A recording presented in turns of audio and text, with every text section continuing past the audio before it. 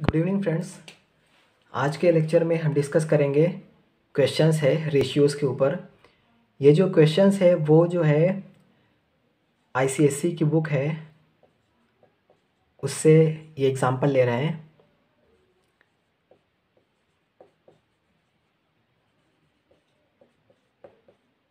यह concise mathematics है, class ninth. ये उसकी ट्रिग्नोमेट्री से एग्जांपल नंबर 2 है। एग्जाम्पल 2 है ट्रिग्नोमेट्री का। इसमें कह रहा है कि क्वेश्चन क्या है कि राइट एंगल ट्रायंगल है एक, in right angle triangle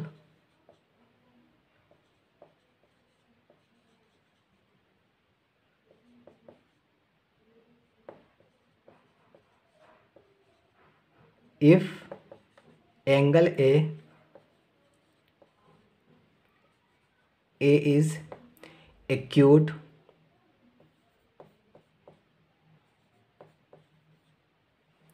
and cot A equal to 4/3, ये दिया हुआ है हमें। तो हमें फाइंड क्या करना है, find the remaining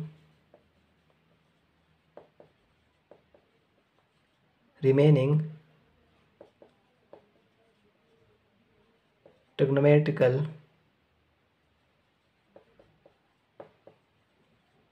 ratios. Okay, हमें रेशियोज रिमेनिंग फाइंड करने हैं। हमें कॉट ए दे रखा है और एंगल ए जो है एक्यूट एंगल है। तो कैसे, राइट एंगल ट्रायंगल है तो इस तरीके से हम बना लेंगे। ये हमारा राइट एंगल 90, इसको हमने ए बोल दिया है, इसको बी, इसको सी बोल दिया है। ओके, ये हमारा बेस है। एंगल ए एक्यूट है, इसलिए हमने ये जो एंगल ए लिया है वो एक्यूट एंगल ले रखा है। ओके, उसके बाद ये हमारा है बेस, ये है हमारा परपेंडिकुलर, ये है हमारा हाइपोटेनस। तो कॉट ए क्या होता है, कॉट ए क्या होता है, बेस अपॉन परपेंडिकुलर। क्योंकि टैन क्या होता है, टैन होता है परपेंडिकुलर बाई बेस, वो मैंने सारा प्रीवियस लेक्चर में बता रखे हैं। तो यहाँ पे क्या हो जाएगा, कॉट क्या होगा हमारा, बेस बाई परपेंडिकुलर। तो बेस बाई परपेंडिकुलर, ये हमारा बेस हो जाएगा, ये हमारा परपेंडिकुलर हो जाएगा। मीन्स बेस की जो वैल्यू है वो 4 यूनिट है। ओके, और जो है परपेंडिकुलर की यूनिट कितनी है, 3 यूनिट परपेंडिकुलर है। ये हमारा हो गया। ओके, तो ए बी हमारे पास कितना आया, ए बी आया हमारे पास 4 यूनिट।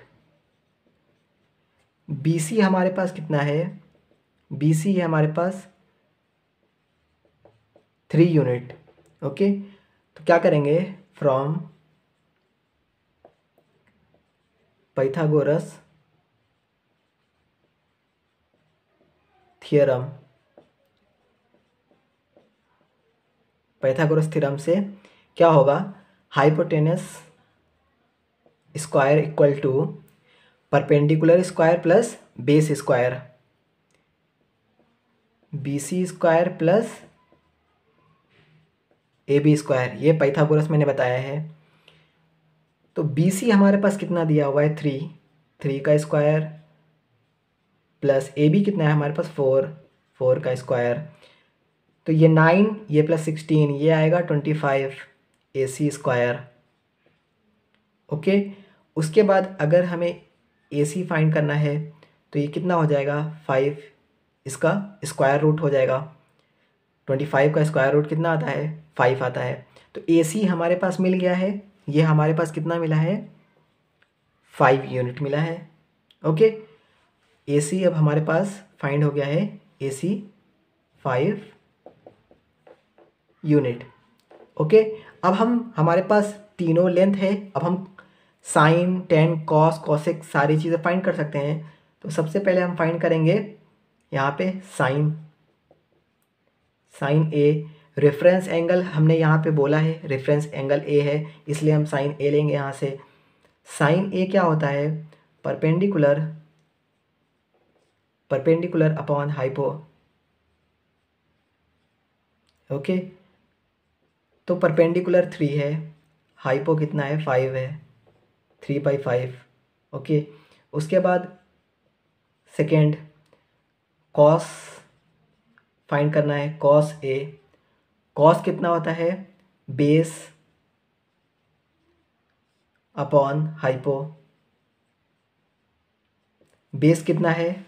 4 है, हाइपो कितना है? 5 है। कॉस हमें फाइंड हो गया। अब क्या है, अगर हमें tan फाइंड करना है, tan सबका रेफरेंस एंगल, क्योंकि बोल रखा है रेफरेंस एंगल ए, अगर सी बोलता तो उसके हिसाब से लिखते। ओके, रेफरेंस एंगल ए बोला है तो ए के हिसाब से लिखेंगे। tan क्या होता है? परपेंडिकुलर